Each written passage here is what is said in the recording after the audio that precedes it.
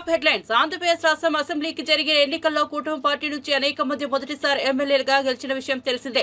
ఈ క్రమంలో సోమవారం నుంచి అసెంబ్లీ సమావేశాలు ప్రారంభం కాగా బడ్జెట్ ప్రవేశపెట్టిన అనంతరం బుధవారానికి సభను వాయిదా వేశారు. ఇందులో భాగంగా చంద్రబాబు నాయుడు కొత్తగా ఎన్నికైన కూటమి ఎమ్మెల్యేలకు శిక్షణ కార్యక్రమం ఏర్పాటు చేశారు. శిక్షణ కార్యక్రమానికి సీఎం చంద్రబాబు నాయుడుతో పాటు స్పీకర్ అయ్యన్న పాత్రుడు, ఆర్థిక మంత్రి పయ్యావుల కేశవ్, జనసేన నుంచి మంత్రి నాదెండ్ల మనోహర్ పాల్గొన్నారు. అనంతరం స్పీకర్ అయ్యన్న పాత్రుడు సభలో ఎమ్మెల్యేలు వ్యవహరించాల్సిన తీరును వివరించారు. అలాగే సీఎం చంద్రబాబు నాయుడు ఎమ్మెల్యేకు క్లాస్ తీసుకున్నట్లు తెలుస్తోంది. బడ్జెట్ పై అవగాహన, ప్రభుత్వం చేపడుతున్న అభివృద్ధి సంక్షేమ కార్యక్రమాలను ప్రజల్లోకి తీసుకెళ్లేలా ఎమ్మెల్యేలకు సీఎం దిశానిర్దేశం చేశారు.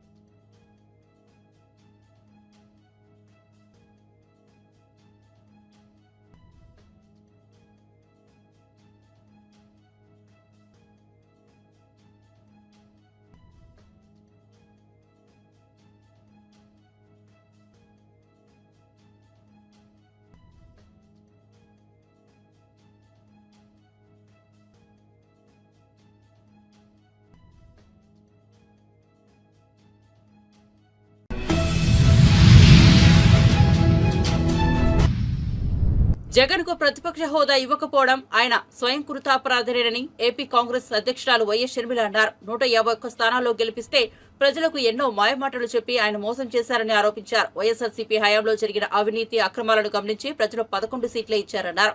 విజయవాడలో నిర్వహించిన మీడియా సమావేశంలో ఆమె మాట్లాడారు. ప్రతిపక్షం అనలేము, ప్రతిపక్షం ఇవ్వలేదని ఆయన గోలంతా. జగన్మోహన్ రెడ్డి గారు ఈరోజు అసెంబ్లీకే వెళ్ళను అని నోటికి కూర్చున్నారు. ఇది భావ్యమేనా అని మళ్ళీ అడుగుతున్నాం. జగన్మోహన్ రెడ్డి గారు, ఆయన ఎమ్మెల్యేలు అందరూ కలిసి 11 మంది ఉన్నారు. మరి వీళ్ళని గెలిపించింది ప్రజలైతే ఆ ప్రజలను వాళ్ళు అసెంబ్లీలో రిప్రజెంట్ చేయాల్సిన అవసరం వాళ్లకు లేదా? వారి బాధ్యత కాదా?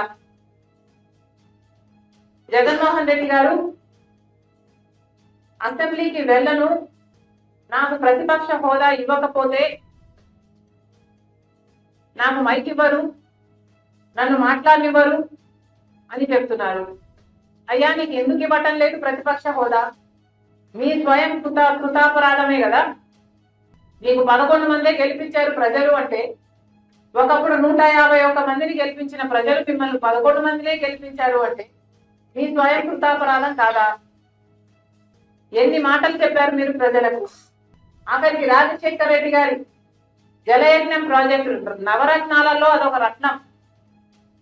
6 నెలల్లో రాజశేఖర రెడ్డి గారు వదిలి వెళ్లిపోయిన ప్రాజెక్టులు అన్ని పూర్తి చేస్తామని చెప్పి కూడా మీరు పూర్తి చేయలేదు. ఇలా 1 కాదు 2 కాదు, పూర్తి మద్యపాన నిషేధం అని మోసం చేశారు. 3000 కోట్లతో ధర స్థిరీకరణ నిధి అని మోసం చేశారు.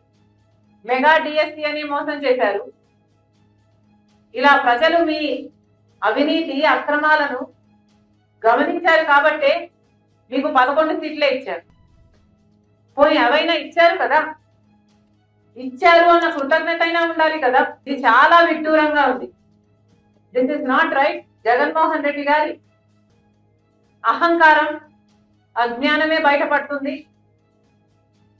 ఒకవేళ జగన్మోహన్ రెడ్డి గారికి ఏమైనా అసెంబ్లీకి పోయే ధైర్యం లేదా, లేక ఆ సామర్థ్యం లేదా, జగన్మోహన్ రెడ్డి గారు సమాధానం చెప్పాల్సిన అవసరం ఉంది. ఈరోజు జగన్మోహన్ రెడ్డి గారి వైసీపీ ఎమ్మెల్యేలకు కూడా ఈ ప్రశ్న అడుగుతున్నా. మిమ్మల్ని ప్రజలు గెలిపించారు. ఎందుకు గెలిపించారు? మీరు వాళ్ళ రిప్రజెంటేటివ్స్ గా ఉంటారు అని గెలిపించారు. మీరు ఎమ్మెల్యేలు అయ్యారు. ఎమ్మెల్యే అంటే అర్థం ఏమిటి? Member of legislative assembly. మీరు ఏమిటండి మెంబర్ ఆఫ్ లెజిస్లేటివ్ అసెంబ్లీ? మీరు అసెంబ్లీకి వెళ్ళకపోతే వాట్ ఆర్ యూ? ఆలోచన ఉండనవసరం లేదా? ప్రజలు మీకు ఓట్లేసి గెలిపించారు. మీ డెఫినిషనే అది, మెంబర్ ఆఫ్ లెజిస్లేటివ్ అసెంబ్లీ అని. అలాంటప్పుడు మీరు అసెంబ్లీకే వెళ్ళను అంటే మీరు ప్రజలకు వెన్నుపోటు కొట్టడం కాదా? మీరేమైనా ప్రజలకు ముందే చెప్పారా మేము ఓడిపోతే అసెంబ్లీకి పోము అని? చెప్పలేదు కదా. ప్రజలు ఏమనుకున్నారు? మిమ్మల్ని గెలిపిస్తే వాళ్ళని అసెంబ్లీలో మీరు రిప్రజెంట్ చేస్తారు అని కదా వాళ్ళు అనుకున్నారు. అలాంటప్పుడు మీరు ఇప్పుడు అసెంబ్లీకి వెళ్ళకపోతే మీరు ప్రజలను మోసం చేసినట్టు కాదా? మీకు ఏ హక్కు ఉందండి మేము అసెంబ్లీకి వెళ్ళము అని చెప్పడానికి? జగన్మోహన్ రెడ్డి గారి అంటే అహంకారం అనుకోవచ్చు. మీ అందరికీ ఏమైంది? ఒక్కొక్క నియోజకవర్గం నుంచి మిమ్మల్ని గెలిపించి నియోజకవర్గంలో ఉన్న సమస్యల గురించి మీరు ఫ్లోర్ ఆఫ్ ది అసెంబ్లీలో మీరు మాట్లాడాలి అని కదా. మీరు అక్కడెక్కడో మాట్లాడతాం, మా ఇంట్లో మాట్లాడతాం, పక్కింట్లో మాట్లాడతాం అంటే ఏం అర్థం ఉందండి? పోరాటాలు బయట చేయొద్దు అనటం లేదు, కానీ అసెంబ్లీ లో కూడా చేయాల్సిన అవసరం ఉంది కదా. ఎంత అజ్ఞానమో ఇది బయటపడుతుంది. బడ్జెట్ ప్రవేశపడుతుంటే మీరు కనీసం అటెండ్ కూడా కాలేదు. మీరు అసెంబ్లీకి వెళ్ళకపోతే రాజీనామాలు చేయండి. ఈసారి మళ్ళీ మీరు నిలబడితే ప్రజలకు చెప్పండి మేము అసెంబ్లీకి వెళ్ళము, మిమ్మల్ని గెలిపించినా మేము వెళ్ళము అని చెప్పండి. అప్పుడు మీరు మీకు ఓటేస్తారేమో చూడండి. మీకు ధైర్యం లేకపోతే, ఇక సామర్థ్యం లేకపోతే వైసీపీ ఎమ్మెల్యేలు అందరూ రాజీనామాలు చేయండి. అసెంబ్లీకి వెళ్ళకపోతే మీరు మెంబర్స్ ఆఫ్ లెజిస్లేటివ్ అసెంబ్లీ కానే కాదు.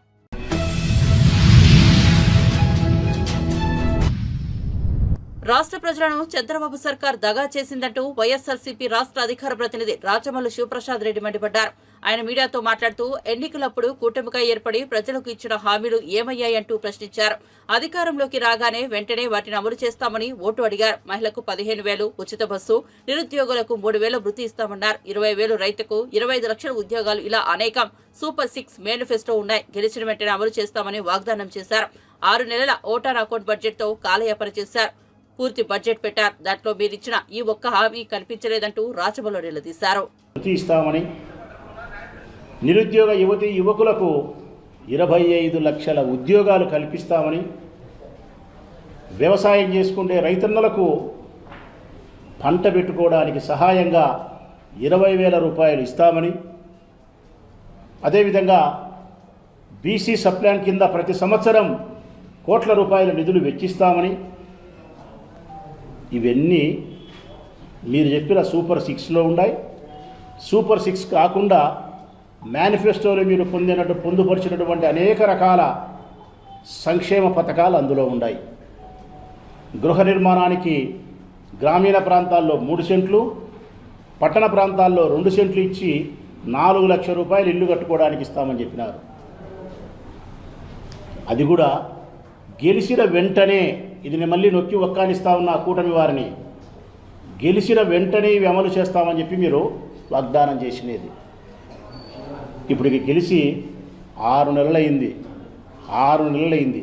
పాలకులారా, ఇప్పటి వరకు ఓటాన్ అకౌంట్ బడ్జెట్తో పూర్తి స్థాయి బడ్జెట్ను కూడా ప్రవేశపెట్టలేక, ఓటాన్ అకౌంట్ బడ్జెట్తో కాలయాపన చేసి, మీరు చెప్పిన ఒక్క హామీని కూడా, సామాజిక పెన్షన్ తప్ప, అది ఎవరైనా ఇస్తారు, నేనున్నే ఇస్తా, ఎవరైనా ఇస్తారు, అది తప్ప మరొకటి ఏది కూడా మీరు అమలు పరచలే. నిన్నటి దినం పూర్తిస్థాయి బడ్జెట్ ప్రవేశపెట్టినారు. పూర్తిస్థాయి బడ్జెట్ ప్రవేశపెట్టిన ఈ 6 నెలల కాలానికి సంబంధించి సూపర్ 6 లేదు, మేనిఫెస్టోలోని అంశాలు లేవు. ప్రజల సంక్షేమాని కోసం వేల కోట్ల రూపాయలు, లక్షల కోట్ల రూపాయలు వెచ్చిస్తామని మీరు ఇచ్చిన మాటలు ఏ ఒక్కటి కూడా అందులో కనిపించలే. తల్లికి వందనం లేదు, నిరుద్యోగ భృతి లేదు, 1,500 రూపాయలు లేదు, రైతులకు అన్నదాత సుఖీభవ లేదు, బస్సు లేదు, ఏమీ లేవు.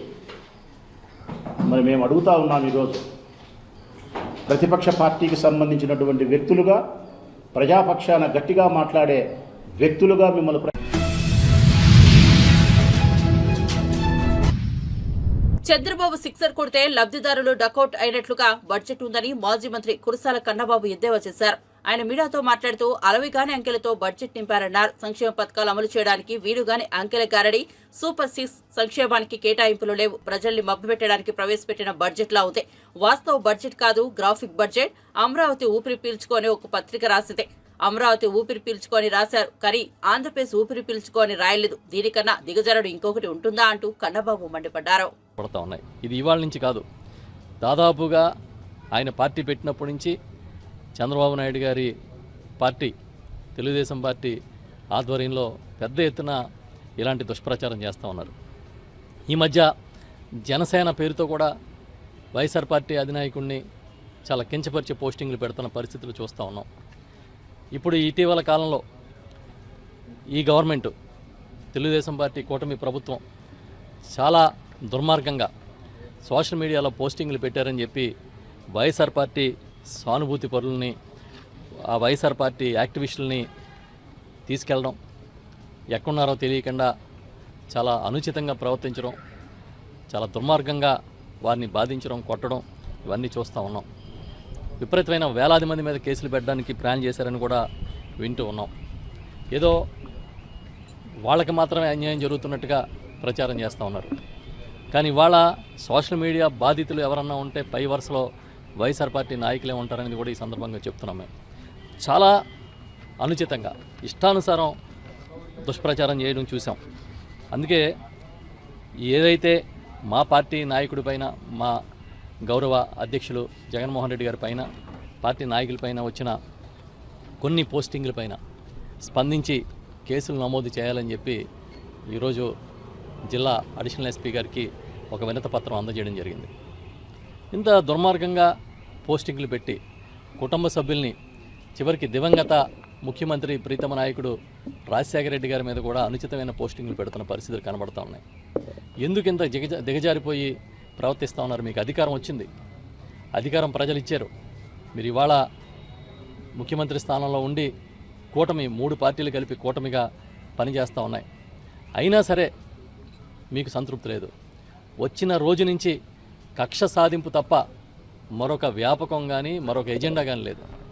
అందుకే ఇవాళ మేము చెప్తా ఉన్నాం, ఇంకా మీ కక్ష సాధింపులు ఆపండి, పరిపాలన మీద దృష్టి పెట్టండి, మీ డైవర్షన్ పాలిటిక్స్ ఆపండి. మీరు ఒక అబద్ధాల ఫ్యాక్టరీని ఇవాళ కాదు ఎప్పటి నుంచో నడుపుతారు. రోజు అబద్ధాలు సృష్టించి జనాలకు వదలడం, డైవర్షన్ చేయడం అనేది మీకు ఒక అలవాటుగా మారిపోయింది. మేము చెప్తా ఉన్నాం.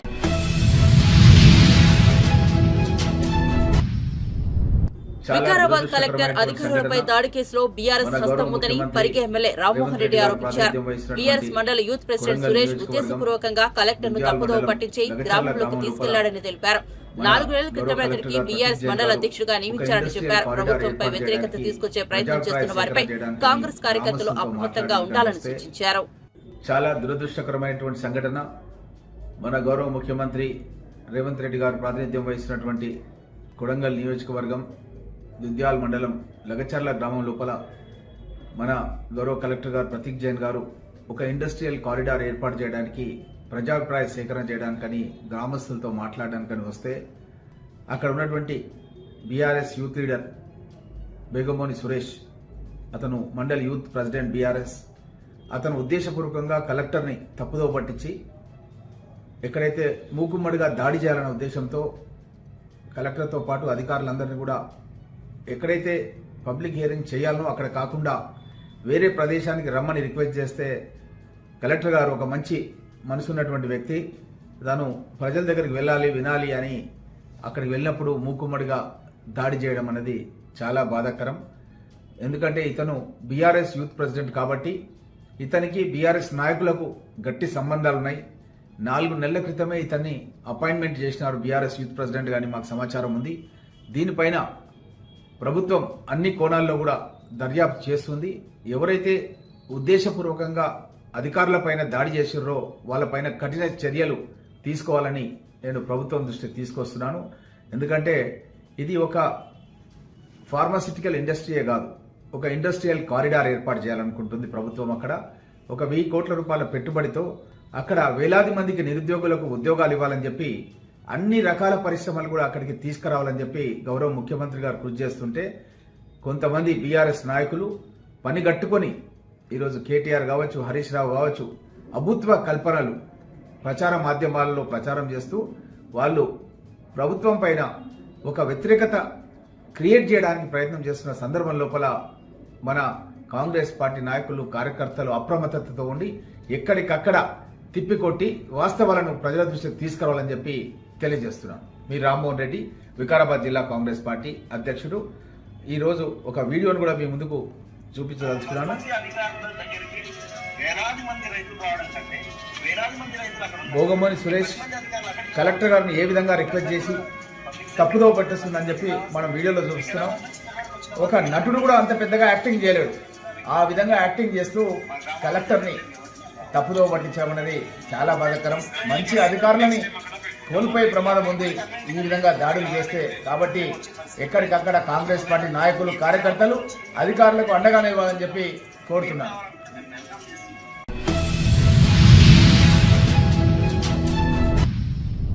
సోషల్ మీడియా కేసులకు కడప పోలీసులు చేసినట్లు వేరే దేశాల్లో అయితే ఉరివేసి చంపుతారని హెచ్చరించారు మాజీ మంత్రి పేర్ని నాని. తుళ్లూరు డీఎస్పీ మురళీకృష్ణ బూటుకాలతో తన్ని వైఎస్ జగన్ అసహ్యంగా మాట్లాడుతున్నారని మండిపడ్డారు. ఏపీ పోలీసులు ఇంత దిగజారి ప్రవర్తించాలా? అరబ్ దేశాలలో అయితే ఇలాంటి పోలీసులకు ఉరివేస్తారని హెచ్చరించారు మాజీ మంత్రి పేర్ని నాని. పోలీస్ వ్యవస్థను కూటమి ప్రభుత్వం తప్పుడు పనులకు వాడుకుంటుందని మండిపడ్డారు. కూలీలు చేసేవారిని, దొంగతనాలు చేసేవారిని కొట్టడమే తప్పు అని చెప్పే ఈ ప్రజాస్వామ్యంలో రాజకీయ కక్షతో పోలీసులు దాడి చేస్తున్నారని నిప్పులు చెరిగారు. 2015లో పెట్టిన పోస్టులకు ఇప్పుడు కేసులు పెడుతున్నారని మండిపడ్డారు. నిజామాబాద్ లో ఉండే జగన్ అభిమానిని వేధించారన్నారు. బడ్జెట్ లో ప్రజలకు ఏం ఒరగబెట్టలేదు, సూపర్ 6 పథకాలకు నిధులు కేటాయించి లేదని చురకలంటించారు. 4 నెలల్లో 1000 కోట్ల అప్పులు చేశారని ఆగ్రహించారు. టీడీపీ నేతలు చేసే పాపాలు డీజీపీకి యజ్ఞాల్లాగా కనిపిస్తున్నాయన్నారు. పోలీసులకు అంత కష్టం ఉంటే రాజకీయాల్లోకి రావచ్చని సెటైర్లు పేల్చారు. తుళ్లూరు డిఎస్పీ గారంట, ఆయన వచ్చి మురళీకృష్ణ గారు, ఆయన ఎంత గనుడంటే ఆ ముద్దాయి బాధపడుతున్నాడు, ఏడుస్తున్నాడు. బూటుకాలతో ఎగిరి తన్ని లంజా కొడక జగన్ గాడు మీరందరూ కలిసి అన్న చంద్రబాబు పీకుతారా? ఇదే భాష. తుళ్లూరు డిఎస్పీ అతను వచ్చింది ఎక్కడికి వచ్చాడు? ఇక్కడ గుంటూరు పోలీస్ స్టేషన్కి వచ్చాడు. కావాలంటే సీసీ ఫుటేజీలు కావాలంటే ఛాలెంజ్ చేస్తున్నాం. లాలాపేట పోలీస్ స్టేషన్కి వచ్చాడు. లాలాపేట పోలీస్ స్టేషన్లో ముద్దాయిలను కూర్చోబెడితే అక్కడి నుంచి తుళ్లూరు డిఎస్పీ ఆ స్టేషన్కి వచ్చి తన్ని జగన్మోహన్ రెడ్డి గారిని పచ్చి దుర్భాషలాడుతూ, వీళ్ళని తిడుతూ, కులం పేరుతో తిడుతూ, కులం పేరుతో, రెడ్డి కులం పేరుతో తిడుతూ, జగన్ని తిడుతూ, పచ్చి బూతులు తిడుతూ, ఏరా చంద్రబాబుని మీరు పీకుతారేమన్నా అని చెప్పని నేను అంతవరకు ఆగుతున్నా. ఇంకా చాలా పీకుతారా అని మాట్లాడాడు. ఇంకా ముందు మాటలు ఉన్నాయి. అంటే పోలీసులు ఏ రకంగా దిగజారి ప్రవర్తిస్తున్నారో మనం ఒకసారి గమనించమని ప్రజలందరినీ కూడా కోరుకుంటున్నాను, ఈ ప్రపంచాన్ని కోరుకుంటున్నాను. నిన్న చూసాం, ఆయన గోత్రీయుడు అనుకుంటా, ఒక పోలీస్ ఆఫీసర్ గారు ఆయన చెప్తున్నాడు. ఏం చెప్తున్నాడు? ఈనాడు రాంబాబు అని కూడా చెప్పారు, అరబ్ దేశాల్లో అయితే అవి చేసేవాళ్ళు, ఇవి చేసేవాళ్ళు అని. చాలా దేశాల్లో కడప పోలీసులు చేసినట్టు చేస్తే ఈ పాటికి మిమ్మల్ని అందరినీ ఉరేసేవాళ్ళు. చాలా దేశాల్లో తప్పుడు కేసులు పెట్టి చట్ట వ్యతిరేకంగా అరెస్టులు చేసి కోర్టుకు తీసుకురాకుండా కొడుతూ, అంటే బొయ్యిలు ఇరిగేట్టుగా కొట్టి మీరు ముసుగులేసి తీసుకొస్తే కనుక ఈ సోషల్ మీడియా కేసులకి చాలా దేశాల్లో ఉరిశిక్షలు వేసే చట్టాలు కూడా ఉన్నాయి. మరి ఇట్లాంటి వాళ్ళు ఉరి కూడా వేసేవాళ్ళు కదా, అది కూడా నేర్చుకోవాలి కదా.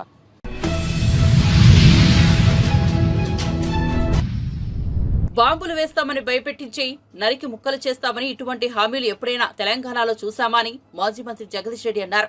ఈ సందర్భంగా మీడియాతో వారు మాట్లాడుతూ ముఖ్యమంత్రి స్వయంగా మనం కూడా మాట్లాడుకోలేని భాషలో మాట్లాడుతూ సీఎం పదవి హోదాను దిగజార్చారన్నారు. మంత్రులు వారి స్థాయిని బయట పెట్టుకుంటున్నారని మాజీ మంత్రి పేర్కొన్నారు. ఏందో బాంబులు వేస్తామని చెప్పి భయపెట్టించి చూసామా ఎప్పుడైనా తెలంగాణలో? ఒక మంత్రి నోటి నుంచి, ఒక ముఖ్యమంత్రి నోటి నుంచి ఇటువంటి మాటలు, బాంబులు వేయటాలు, కేసులు పెట్టి లోపడయ్యరాలు, వీపులు పగలగొడతామని చెప్పి స్వయంగా ముఖ్యమంత్రి మాట్లాడడం, ఇంకొకటేమో నరికి ముక్కలు చేస్తామని చెప్పి ఒక మంత్రి మాట్లాడడం. ముఖ్యమంత్రి స్వయంగా సోయి లేని భాష, మనం కూడా మాట్లాడుకోలేని భాషలో మాట్లాడుతూ దిగజార్చిండు మంత్రి పదవి, ముఖ్యమంత్రి పదవి హోదాను దిగజార్చిండు. మంత్రులు వాళ్ళ నైజాన్ని బయట పెట్టుకుంటారు, వాళ్ళ స్థాయిని బయట పెట్టుకుంటారు మాట్లాడడం ద్వారా, ఈ మాటల ద్వారా. సరే, నరకడానికి పెద్ద సమస్య ఏం కాదు. ఒకవేళ నరకడమే ముఖ్యం అనుకుంటే మీరు దేని కూడా దొరకరు, మీ శవాల అడ్రస్ కూడా దొరకవు. వాస్తవానికి ఒకప్పుడు మేము కూడా అనుకుని ఉంటే అట్లా, కానీ మాది ఎప్పుడు ఆ పాలసీ కాదు, కేసీఆర్ది ఎప్పుడు అది కాదు.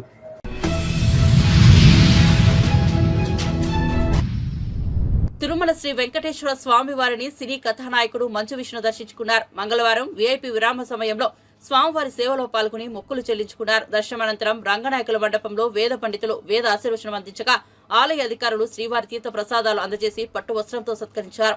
ఆలయం వెలుపల మంచు విష్ణు మాట్లాడుతూ శ్రీవారిని దర్శించుకోవడం చాలా సంతోషంగా ఉందన్నారు. కన్నప్ప సినిమా విజయం సాధించాలని స్వామివారిని వేడుకుంటున్నట్లు తెలిపారు. ఇక సినిమా అనేక కారణాల వల్ల సినిమా విడుదల వాయిదా పడిందన్నారు. డిసెంబర్లో ముందుగా విడుదల చేయాలని అనుకున్నామని కొన్ని అనివార్య కారణాల వలన సినిమా విడుదల వాయిదా పడిందన్నారు. త్వరలోనే విడుదల తేదీ ప్రకటిస్తామని విష్ణు తెలియజేశారు. ఇక విష్ణును చూసిన అభిమానులు వానలో సైతం సెల్ఫీలు దిగేందుకు ఆసక్తి చూపారు.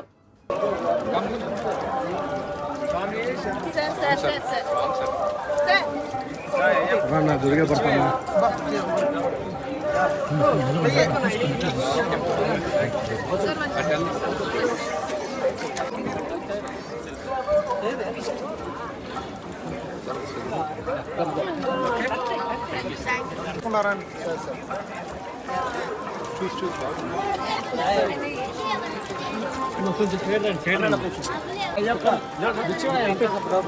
కొంచెం సైడ్ రండి సార్ అనయా అనయా అనయా అనయా आपको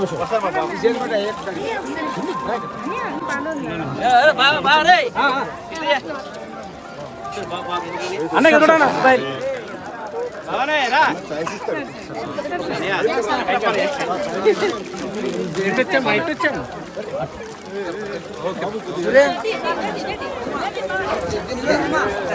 సైడ్ రానా సూర్య సూర్య సూర్య సూర్య సూర్య సూర్య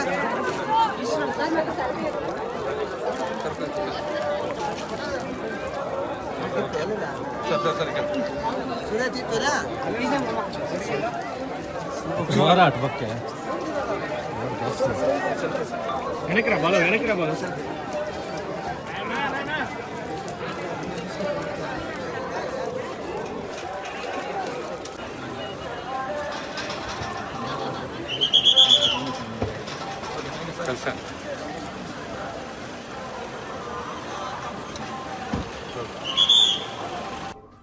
ఈరోజు వచ్చి కన్నప్ప సినిమా గురించి వెంకటేశ్వర స్వామిని వేడుకోవడం జరిగింది.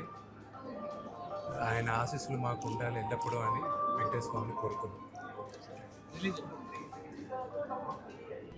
రిలీజ్ అనేది డిసెంబర్ అనుకున్నాం, కానీ చాలా అనివార్య కారణాల వల్ల సమ్మర్ 2025కి షిఫ్ట్ అయింది సినిమా.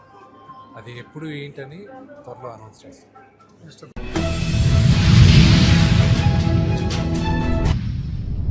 బీఆర్ఎస్ పార్టీపై MP Chamala Kiran Kumar Reddy shocking comments చేశారు. సీఎం రేవంత్ రెడ్డిని 3 సార్లు గెలిపించిన కొడంగల్ లాంటి ప్రాంతాల్లో అభివృద్ధి కోసం చేస్తున్న ప్రయత్నాలకు అడ్డుకునేందుకు అధికారులపై దాడులు చేస్తున్నారని మండిపడ్డారు. భువనగిరి, వికారాబాద్ జిల్లాలో జిల్లా కలెక్టర్పై చేసిన దాడిని తీవ్రంగా ఖండిస్తున్నారని భువనగిరి ఎంపీ చామల కిరణ్ కుమార్ రెడ్డి అన్నారు. ఒక కలెక్టర్పై దాడి చేయడం అంటేనే ప్రజాస్వామ్యం ఎటుపోతుందో అర్థం కావడం లేదని చెప్పారు. భువనగిరి కాంగ్రెస్ కార్యాలయంలో ఎంపీ చామల కిరణ్ కుమార్ రెడ్డి మీడియాతో మాట్లాడుతూ అధికారం పోయిన బీఆర్ఎస్ కు కాంగ్రెస్ చేస్తున్న అభివృద్ధిని ఎలా అడ్డుకోవాలి, దానిపైనే దృష్టి సారించాలని అన్నారు.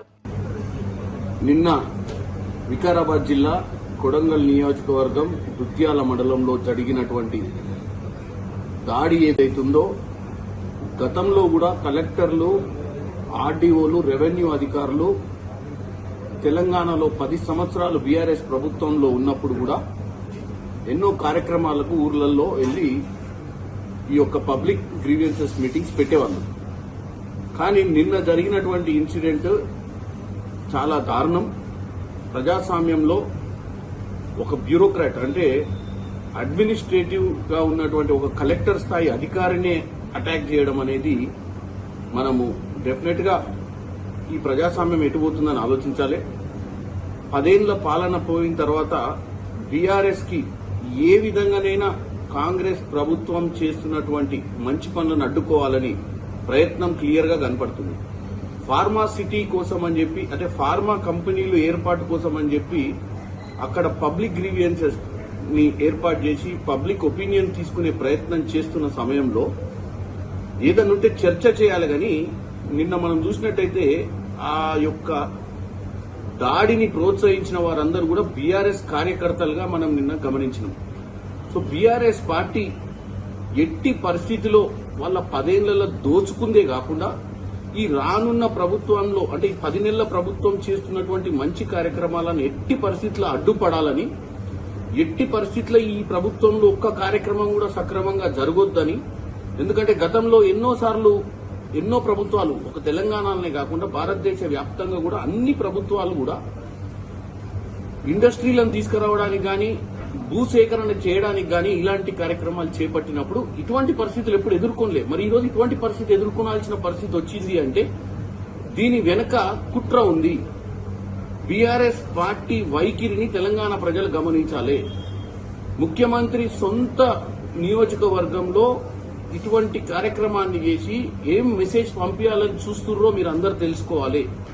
ఎందుకంటే 10 ఏళ్లలో నీళ్లు నిధులు నియామకాల నినాదంతో తెచ్చుకున్న తెలంగాణని తుంగలకు దొక్కడమే కాకుండా ఈ రోజు అన్నీ చేసి ఒక ఎంప్లాయ్మెంట్ క్రియేట్ చేయాలి, నిధులతో పాటు విధులు అంటే ఉద్యోగాలు అన్నీ కూడా క్రియేట్ చేయాలన్న ఒక ఆలోచనతో ముఖ్యమంత్రి ముందుకు పోతుంటే ఎంతో డబ్బు ఖర్చు పెట్టి కొడంగల్ నియోజకవర్గం ఆయనను ముఖ్యమంత్రి చేయడానికి 3 సార్లు అక్కడి నుంచి ఎమ్మెల్యే గెలిపించినటువంటి కొడంగల్ నియోజకవర్గం సేవ చేయాలనుకుంటే ఒక 10 మందిని రెచ్చగొట్టి అక్కడికి పోయిన అధికారులను అటాక్ చేయడానికి చూస్తుంటే ప్రజాస్వామ్యం ఎటుపోతుందో అర్థం చేసుకోవాలి.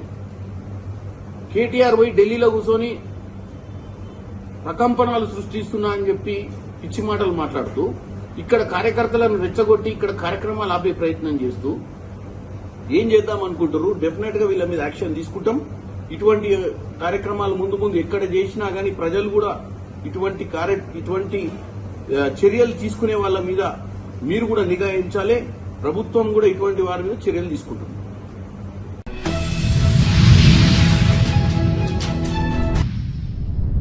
అల్పపీడన ప్రభావంతో రాష్ట్రంలోని పలు జిల్లాల్లో తెల్లవారుజాము నుంచి వర్షాలు పడుతున్నాయి. ప్రకాశం, నెల్లూరు, తిరుపతి, కోనసీమతో పాటు పలు జిల్లాల్లో ఓ మోస్తారు వర్షాలు కురుస్తున్నాయి. మరోవైపు తిరుమలను వర్షంతో పాటు పొగమంచు కమ్మేసింది. దీంతో ఆలయం వద్ద ఆహ్లాదకర వాతావరణం ఏర్పడింది. బంగాళాఖాతంలో అల్పపీడన ప్రభావంతో పలు జిల్లాల్లో 2 రోజుల పాటు వర్షాలు ఉంటాయని వాతావరణ కేంద్రం వెల్లడించింది.